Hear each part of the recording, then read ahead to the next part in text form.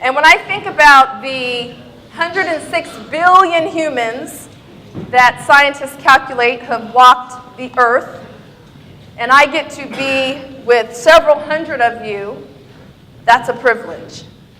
When I think about the supposed 1.6 trillion days, depending on what age of the earth you base that on, that have occurred, and that today, April 10th, the world has never, ever, ever, ever seen this day and will never, ever, ever see it again, that's a cause to treat this day as a gift. And so I am dancing for all of those people. And I am dancing because life, each new day really is a celebration. So I'd like you to think of what you can celebrate, because we're going to do the happy dance for a minute. In a minute. All right. With the end, like I don't care, baby, by the way. Sure, but I, as a little kid, was watching this process. And the lesson from the land that I learned is that that soil is like our minds. And that there are folks who have gone through the process to fertilize their mind, and the fruit and the seeds and the produce and the bounty is very different from those who have not. And as a little girl, I would talk to some of those people that would come to my house. I'd say, tell me about your life. And they would always be actively cultivating and fertilizing their minds. They were reading different things than most people. They were watching less TV than most people.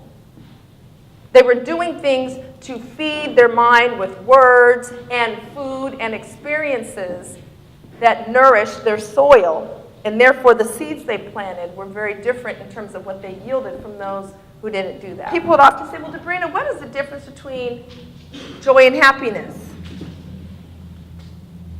So one of the things that we're told in the Declaration of Independence is that we're entitled to life, liberty, and the pursuit of happiness. And we do a darn good job in this country chasing and pursuing it.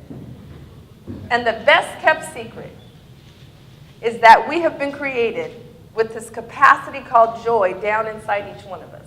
But it seems like some of us didn't get the memo if we look at how we're behaving in the culture. Because oftentimes people say, well, what is the difference, Sabrina? What is joy? I said, well, first of all, you know how it feels when you're in joy. And if you can't remember, think about the most bubbly baby you've ever looked at. Think about the most frolicky dog you've ever looked at. Or a beautiful natural sight. In that moment, you were in joy. Happiness, however, is something that we base an external circumstance on. If she or he acts right, if the circumstances turn out the way I'd like it to, then I, contingent on the circumstances, will be happy. I look at all the ADD and ADHD that kids are being diagnosed with these days and the Ritalin, and I'm like, take the phone away and sit them under a tree. And I bet the symptoms will subside. I remember being at a basketball game. My daughter plays at Western Washington University on the women's team, and they were in the GNAC tournament. My cousin was there. And I asked him, I said, how you doing? How you treating life?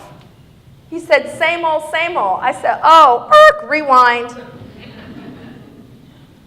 Same old, same old. That's my son, that's my son.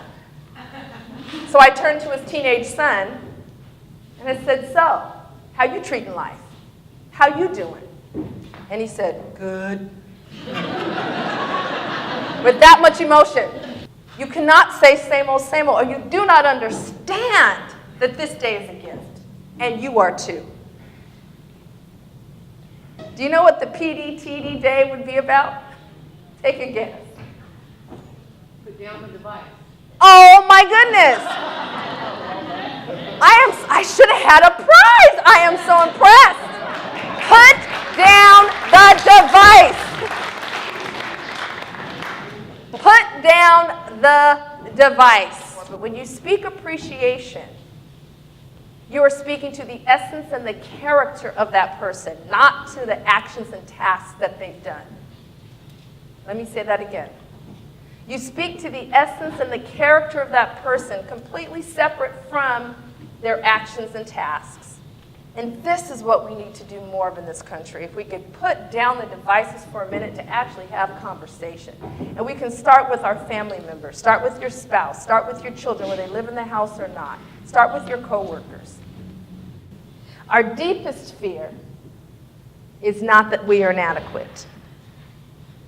Our deepest fear is that we are powerful beyond measure. It is our light and not our darkness that most frightens us. We ask ourselves, who am I to be brilliant, gorgeous, talented, fabulous? Actually, who are you not to be? Thank you.